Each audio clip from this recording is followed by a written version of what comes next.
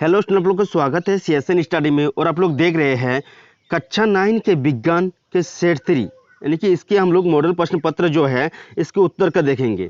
हम लोग सेट 1 और सेट 2, ठीक है, इसका हम लोग उत्तर को बना दिए हैं। यदि नहीं देखे तो देख लीजिए। और हम लोग आज सॉल्व करने वाले हैं सेट 3 को, जो इसके 19 के क्वेश्चन को हम लोग सॉल्व करेंगे ताकि आप लोग अच्छी तरह से पढ़ पाए और जाकर एग्जाम हॉल में 19 में 13 क्वेश्चन का आंसर दे पाए। ठीक है, 19 में हमें 13 क्वेश्चन का ही नंबर देना है। तो यदि आप लोग टर्म 2 का फंडा भी नहीं देखे तो टर्म 2 का फंडा भी देख लीजिए ताकि आप लोगों को आसानी होगा कि किस में कितना बनाना है। ठीक है, चलिए हम लोग इसमें तो 19 की हम लोग हल कर दिए है क्या, ताकि आप लोग सभी क्वेश्चन के आंसर को पढ़ पाए ताकि और जाकर एग्जाम हॉल में 13 क्वेश्चन लिख पाए। ठीक है, 19 पढ़ेंगे तब न जाकर 13 लिखेंगे। तो चलिए हम लोग का पहले क्वेश्चन के आंसर को देखते हैं सेट 3 में क्या है। एक नंबर, तो सबसे पहले हमारा क्वेश्चन क्या है, ठीक है, एक नंबर क्वेश्चन क्या है, किन्हीं 5 प्रश्नों के उत्तर दीजिए। ठीक है, इसमें 5 ही क्वेश्चन के आंसर देना है। नंबर 1 है कि 1 वाट को परिभाषित कीजिए, हर्ट्ज पावर और वाट के बीच संबंध स्थापित कीजिए। ठीक है, 1 वाट वो शक्ति है जो 1 सेकंड में 1 जूल कार्य करता है। यानी कि 1 वाट शक्ति किसे कहते हैं, 1 सेकंड में जो 1 जूल कार्य करता है उसे 1 वाट शक्ति कहता है। ठीक है, 1 वाट शक्ति बराबर क्या होता है, जूल बाई सेकंड होता है, यानी कि और क्या जूल बाई सेकंड होता है। नेक्स्ट हम लोग का क्या क्वेश्चन है कि हर्ट्ज पावर और वाट के बीच संबंध, तो एक अश्व शक्ति बराबर कितना होता है, 740 वाट। ठीक है, जो नेक्स्ट क्वेश्चन के मतलब उसी में है, एक अश्व शक्ति बराबर कितना संबंध बताने बोला है, तो एक अश्व शक्ति बराबर क्या होता है, 740 वाट। ठीक है, नेक्स्ट 2 नंबर क्वेश्चन का आंसर चलिए देखते हैं हम लोग कि ध्वनि तरंगों की यांत्रिक तरंग क्यों कहते हैं। तो इससे पहले हम लोग एक ही चीज़ कहना चाहते हैं, तो हम जैसे जैसे क्वेश्चन का आंसर बता रहे हैं तो आप लोग कॉपी या कलम लेकर बैठ जाइए। ठीक है, और उसे आप लोग लिख लीजिए, नहीं तो पॉज करके लिख लीजिए, उसके बाद फिर से आगे मतलब समझते समझते लिखेंगे तो आपका कॉपी में भी लिखा रह जाएगा और आप बाद में याद कर सकेंगे।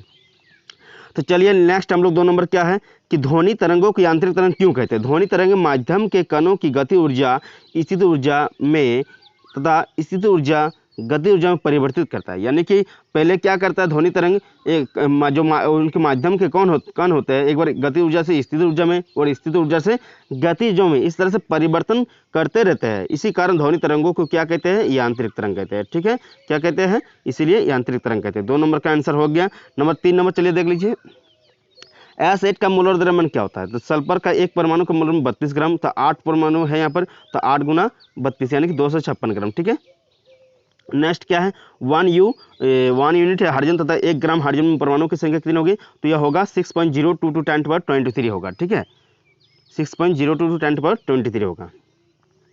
नेक्स्ट हम लोग का क्या है क्वेश्चन है कि Na+ इलेक्ट्रॉनिक विन्यास तथा संयोजी इलेक्ट्रॉन की संख्या क्या है। तो Na+ मतलब क्या है, Na+ यानी कि 1 इलेक्ट्रॉन यहाँ से 2 8, ऐसे तो Na का कितना होता है, Na का होता है इलेक्ट्रॉन विन्यास 2 8 और 1 ना। तो 1 इलेक्ट्रॉन ज्ञान मतलब दिया है किसी को, मतलब प्लस है ना, तो यह क्या हो जाएगा, 1 इलेक्ट्रॉन नहीं रहेगा, यानी कि 2 और 8 होगा। और संयोजी इलेक्ट्रॉन के लास्ट में कितना इलेक्ट्रॉन, 8, इसी को कहते हैं संयोजी इलेक्ट्रॉन। ठीक है, 8 है इसका संयोजी इलेक्ट्रॉन।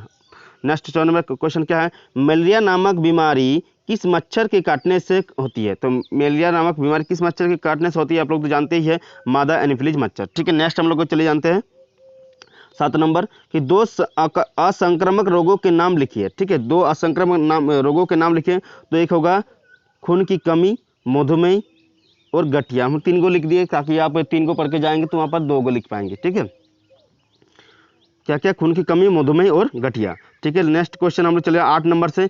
8 नंबर का आंसर यहाँ पर है, चलिए 8 नंबर सेक्शन बी में 8 नंबर क्या है क्वेश्चन का आंसर कि कहते हैं कि सेक्शन बी में एक लैंप 10 सेकंड में 1000 जूल विद्युत ऊर्जा की खपत करती है, इसकी शक्ति क्या है। तो हम लोग को शक्ति निकालने कहा गया है, चलिए शक्ति निकाल देते हैं कि यहाँ पर क्या है, देखिए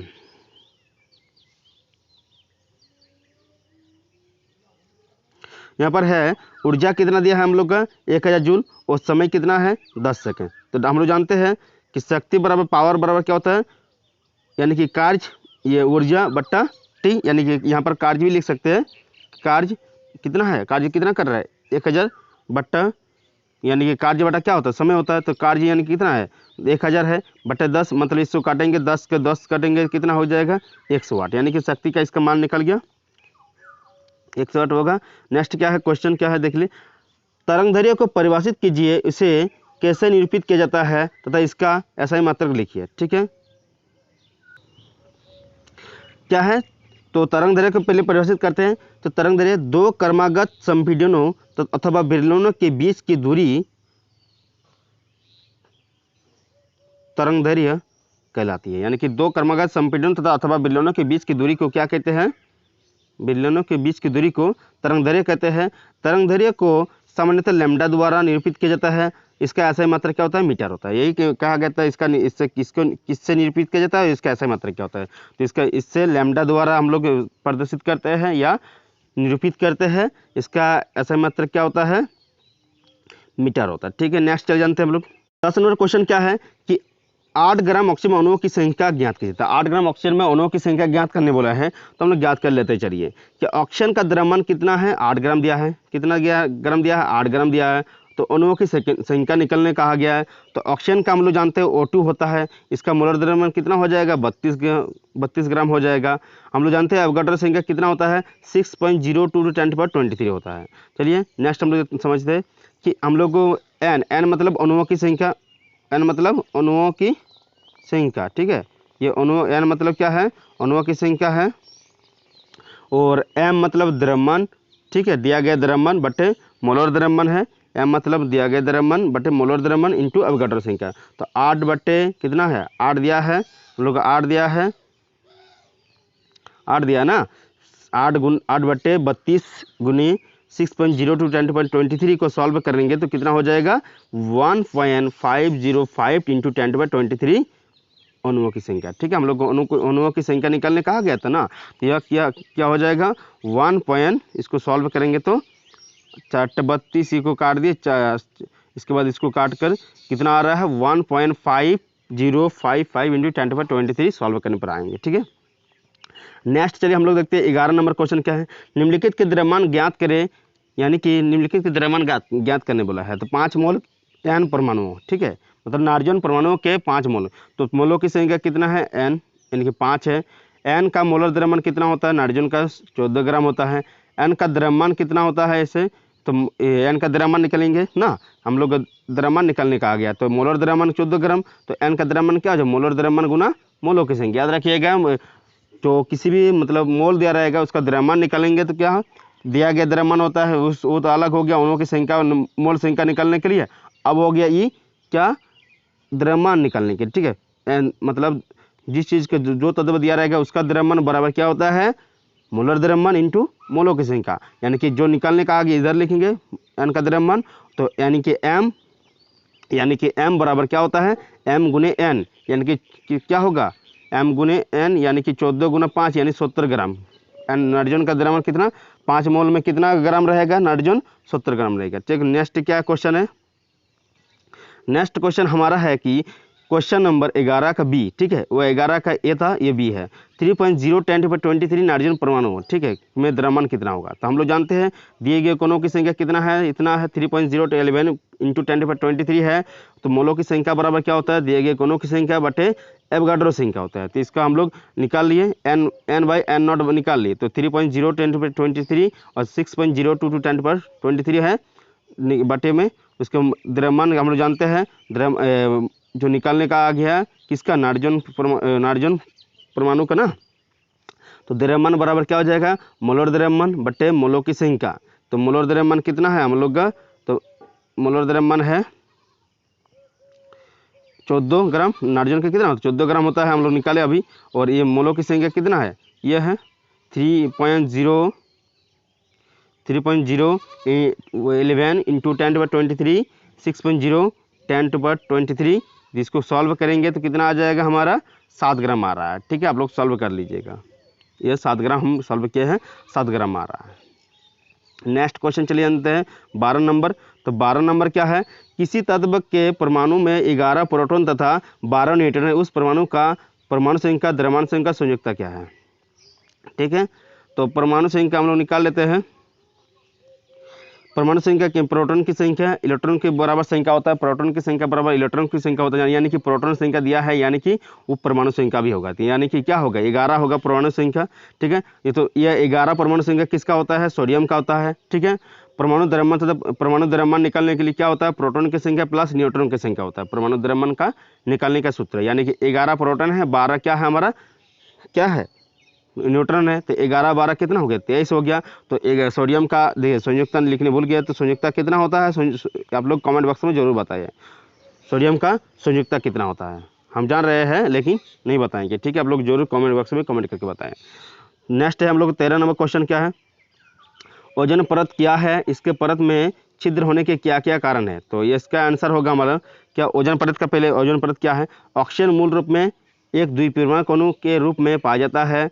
हमारे वायुमंडल के ऊपरी भाग में ऑक्सीजन के 3 अणु भी पाए जाते हैं। ठीक है, ऑक्सीजन मूल रूप से कितने द्विपरमाणु अणु है, मतलब O2 के रूप में पाया जाता है, लेकिन हमारे वायुमंडल में क्या है, यह 3 अणु में भी पाया जाता है, यह ओजोन है, यह इसी को क्या कहते हैं, ओजोन कहते हैं। इसका रासायनिक सूत्र क्या होता है, O3 होता है।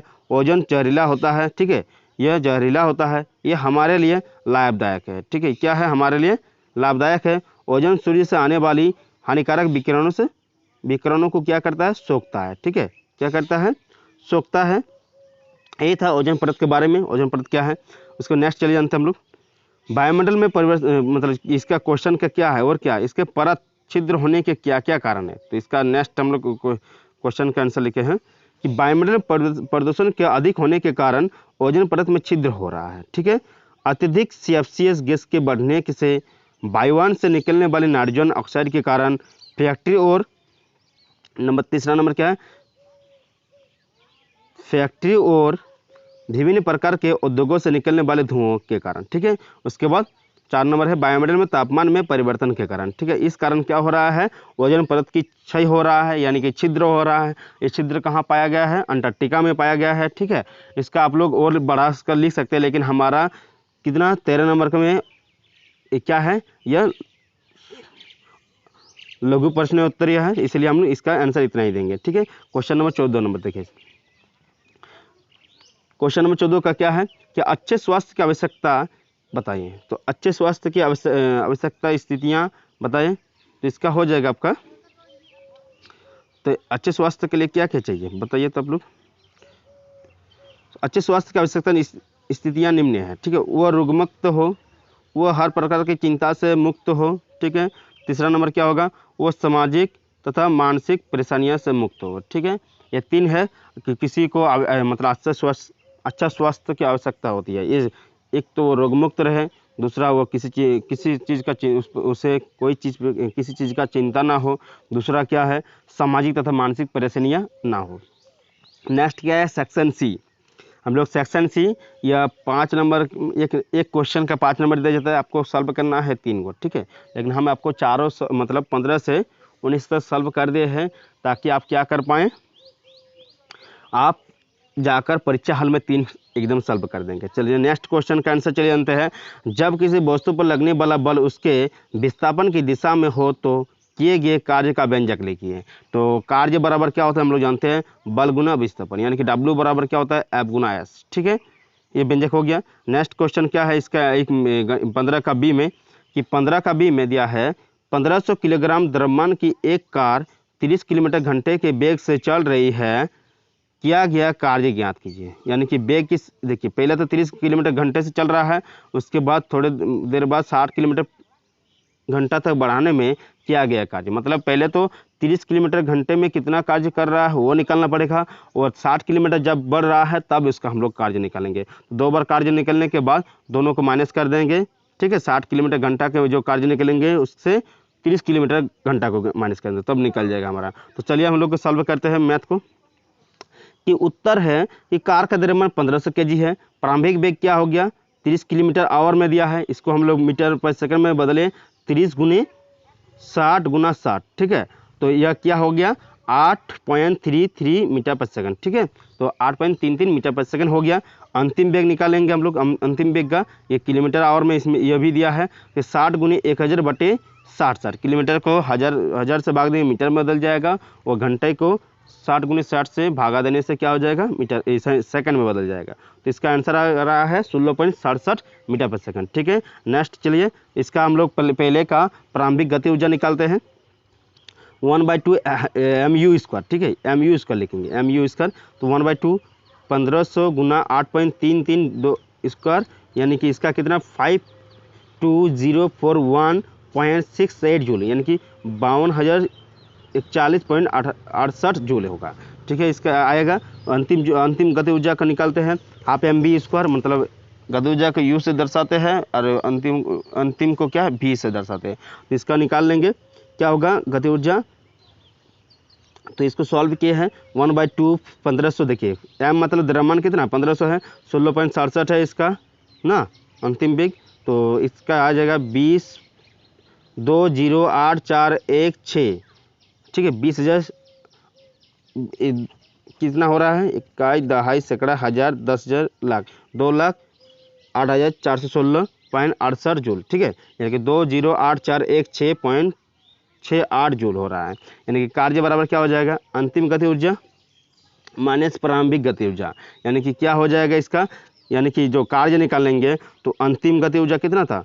ठीक है, 2,08,416.68 माइनस कितना 52,041.68। ठीक है, तो इसका माइनस करेंगे कितना हो रहा है,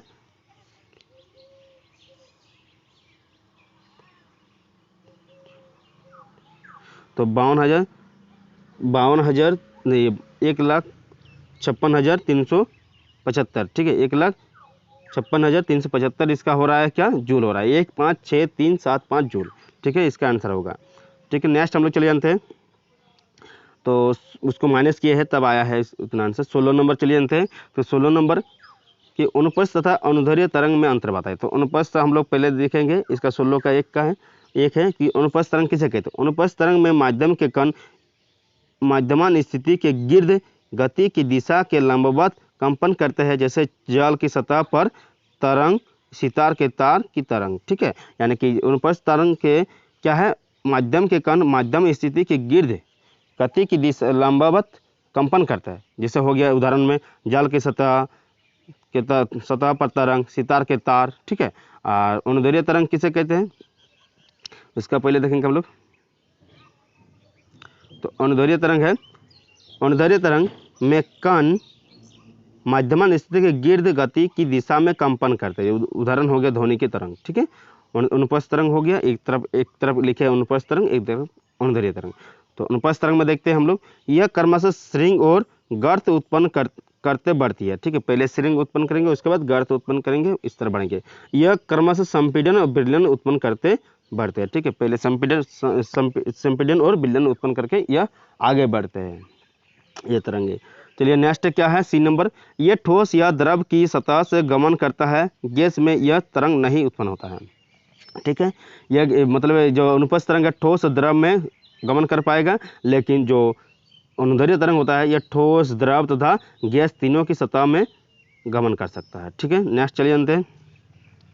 यह तरंग ध्रुवित हो सकता है। ठीक है, यह जो अनुप्रस्थ तरंग होता है यह ध्रुवित हो सकता है। और डी नंबर क्या है, यह तरंग ध्रुवित नहीं हो सकता है। ठीक है, अनुदैर्ध्य तरंग ध्रुवित नहीं हो सकता है। तो हमारा अनुप्रस्थ तरंग तथा अनुदैर्ध्य तरंग में अंतर हो गया। चलिए नेक्स्ट हम लोग 16 का बी नंबर का क्वेश्चन देखते हैं। निम्न में संबंधित आवृत्तियों का परास क्या होगा। तब अब परास निकालने का आ गया, तब परास निकालते हैं हम लोग। पहला क्वेश्चन क्या है, अश्रव्य ध्वनि और पराध्वनि।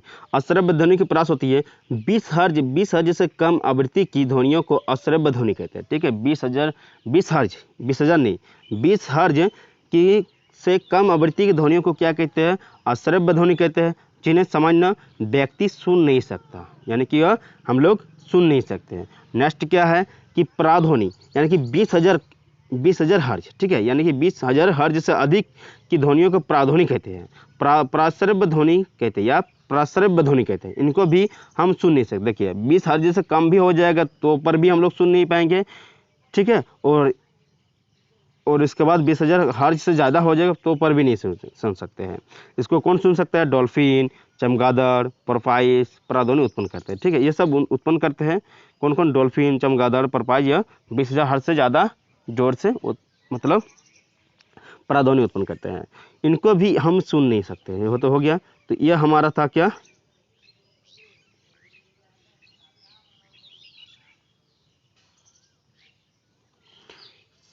16 का बी। ठीक है, 16 का बी से, ये 16 का बी था। 17 का चले जानते हैं, 17 नंबर का आंसर हो जाएगा हमारा,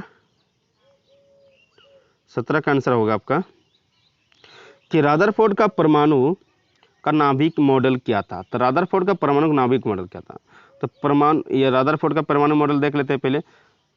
तो परमाणु के भीतर का अधिकतर भाग क्या होता है, खाली है, क्योंकि अधिकतर अल्फा कण बिना विक्षेपित हुए सोने के पानी से बाहर निकल जाते हैं। देखिए, या रदरफोर्ड के जो परमाणु मॉडल था उसके अनुसार क्या था, जितने वो तो किरण के मतलब अल्फा किरण का प्रकीर्णन कराए थे ना अल्फा कण को, तब क्या हुआ था, जितने भी अल्फा कण किरण था वो सब पार हो गया था, लेकिन एक वापस आ गया था ना, उसी पर यह परमाणु मॉडल दिया था ना। तो जितने भी सारे मतलब जो सोने के पानी से क्या हो गया, बाहर हो गया था जितने भी किरण था। नेक्स्ट क्या है, बहुत कम कण अपने मार्ग से विक्षेपित हुए थे, इससे यह ज्ञात होता है कि परमाणु में धन अवशिष्ट भाग बहुत कम होता है। ठीक है, वो उसने कहा था कि जो जितने भी किरण थे सब इधर से उधर विक्षेपित नहीं हुए थे, क्योंकि परमाणु में धनावेशित जगह बहुत ही कम थे।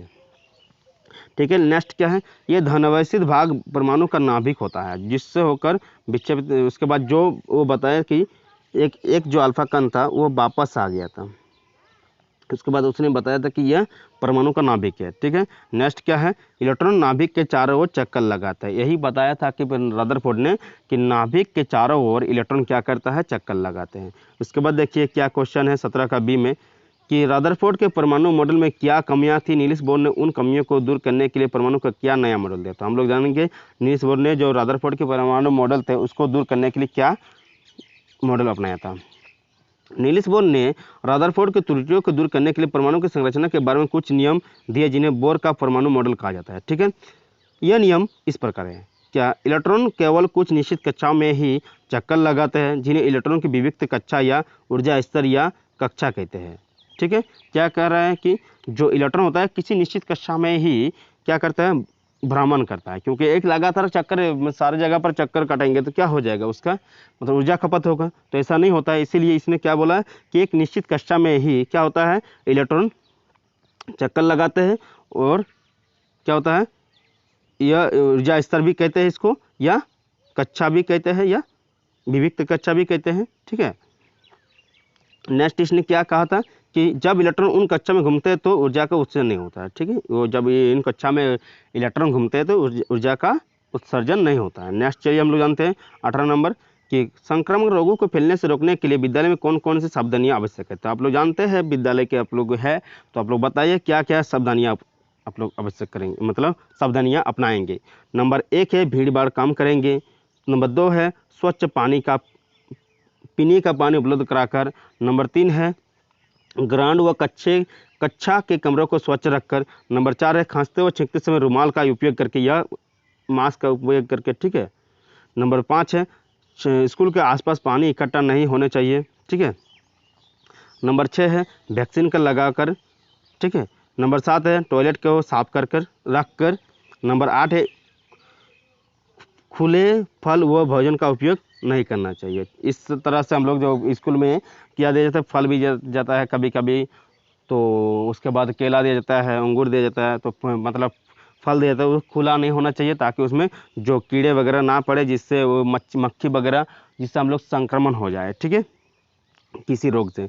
तो हम लोग इस तरह से अपनाएंगे जिससे हम लोग सावधानियां है संक्रमण रोग को फैलने को रोकने के लिए स्कूल में। ठीक है, नेक्स्ट चलिए हम लोग, ये था 18 नंबर का क्वेश्चन का आंसर। इसको आप लोग अपनी तरफ से बनाकर भी लिख सकते हैं, क्योंकि कोरोना के समय आप लोग किस तरह से स्कूल में गए हैं, क्या क्या सावधानियां अपनाए हैं, उसको लिख सकते हैं। ठीक है, नार्जन चक्र का आरेख चित्र बनाते हुए व्याख्या करें। तो नार्जन चक्र का आरेख खींचे हैं हम लोग। चलिए पहले हम लोग नार्जन चक्र समझ लेते हैं क्या है। नार्जन वायुमंडल का 78% भाग नार्जन गैस है। नार्जन प्रोटीन, न्यूक्लिक अम्ल, डीएनए और आरएनए और कुछ विटामिन दूसरे जैविक यौगिकों में पाया जाता है, जैसे एल्काइड तथा यूरिया आदि। ठीक है, यह है वायुमंडल का कितना परसेंट, 78% भाग नार्जन गैस से बना है। और नार्जन प्रोटीन, न्यूक्लिक न्यूक्लिक अम्ल DNA, ठीक है, न्यूक्लिक अम्ल DNA और RNA, कुछ विटामिन तथा दूसरे जैविक यौगिकों में भी पाया जाता है नाइट्रोजन, ठीक है, एल्काइड तथा यूरिया में आदि, ठीक है, इसमें पाया जाता है नाइट्रोजन, ठीक है। नेक्स्ट क्या है कि नाइट्रोजन स्थिरीकरण, इसको समझ लेते हैं, उसके बाद नीचे चक्र है। नाइट्रोजन का स्थिरीकरण करने वाले बैक्टीरिया कुछ स्वतंत्र रूप से रहते हैं। कुछ बैक्टीरिया द्विबीजपत्री पौधों की कुछ स्पीशीज के साथ पाए जाते हैं, जैसे लिग्वेन पौधे। नाइट्रोजन को स्थिर करने के लिए बैक्टीरिया जैसे फलीदार पौधे की जड़ों में एक विशेष प्रकार की संरचना मूल ग्रंथियों में पाई जाती है। देखिएगा आप अरहर का दाल जो होते हैं उसके जड़ को देखिएगा, गांठ गांठ जैसा रहता है, गांठ गांठ गांठ उसके जड़ को होता है गांठ गांठ, उसमें भी नाइट्रोजन स्थिरीकरण होता है। नाइट्रेट्स में बदलते हैं। बिजली चमकने के दौरान हवा में पैदा हुआ उच्च ताप तथा दाब नाइट्रोजन के ऑक्साइड में बदल देता है, जो पानी ऑक्साइड में घुलकर नाइट्रिक अम्ल बनाते हैं। वर्षा के साथ यह भूमि के सतह में गिरते हैं, जिसे अम्ल वर्षा कहते हैं, ठीक है। जब जो पानी होता है ऑक्साइड में घुल जाते हैं, और नाइट्रिक अम्ल क्या होता है, नाइट्रिक अम्ल और लास्ट में क्या कैसे गिरते हैं, अम्ल वर्षा के रूप में गिरते हैं, ठीक है। नेक्स्ट क्या है, पौधे नाइट्रेट्स और नाइट्राइट्स को प्राप्त कर उन्हें अमीनो अम्ल में परिवर्तित कर देते हैं, ठीक है। पौधे जो होता है नाइट्रेट्स और नाइट्रेट्स अम्ल को प्राप्त करके उसे अमीनो अम्ल में परिवर्तित कर देते हैं, ठीक है। चलिए जानते हैं पहले इसका नाइट्रोजन चक्र है। तो वायुमंडल में नाइट्रोजन है, ठीक है, वायुमंडल में नाइट्रोजन है। उसके बाद क्या, नाइट्रोजन स्थिरीकरण होता है यह, ठीक है। यह पेड़ पौधों में देखेंगे तो क्या होता है, हरे पौधे के जीव द्रव्य में, ये जीव द्रव्य से कहाँ जाता है, जीव जंतु में जाता है। उसके बाद इसका देखिएगा तो हरे पौधों से अम्लीकरण होता है, अमोनिया बनता है, नाइट्राइट्स बनता है, नाइट्रेट बनता है, ठीक है। उसके बाद क्या है, इसके बाद वायुमंडल से देखिए नाइट्रिफिकेशन होता है। वायुमंडल औद्योगिक स्थिरीकरण करते हैं। उसके बाद क्या बनता है, नाइट्रिफिकेशन बनता है, उसके बाद डीनाइट्रिफिकेशन, और फिर से वायुमंडल नाइट्रोजन बनता है, ठीक है। मतलब यह है नाइट्रोजन चक्र, प्रकृति में नाइट्रोजन चक्र, यानी कि यह नाइट्रोजन चक्र भी कह सकते हैं। यह जो चार्ट बनाने बोले जाते हैं, तो इसको देख लीजिए, इसको आप लोग रिवीजन कर लीजिएगा और इसी को परीक्षा हल में छाप दीजिएगा, ठीक है। चलिए, तो हमारा हो गया सारा जो हम लोग करने वाले थे। तो इसी तरह हम लोग जितने भी है सेट 1 से लेकर सेट 3 कंप्लीट कर दिए। हमारे चैनल में नए हैं तो सब्सक्राइब कीजिए, लाइक कीजिए और शेयर कीजिए। मिलते हैं नेक्स्ट वीडियो के साथ। आप लोग कौन सा सब्जेक्ट का वीडियो चाहिए कमेंट बॉक्स में ज़रूर कमेंट करके बताए हैं, ठीक है। आप नए हैं तो ज़रूर सब्सक्राइब कीजिए। देखिए कोई आज अभी तक आपको set 1 set 2 set 3 video upload करके नहीं दिया है। हम लोग आपके लिए इतना मेहनत कर रहे थे, आप भी हमारे लिए मेहनत कीजिए और शेयर तो ज़रूर कीजिए और सब्सक्राइब करना नहीं भूलिएगा। मिलते हैं नेक्स्ट वीडियो के साथ। जय हिंद।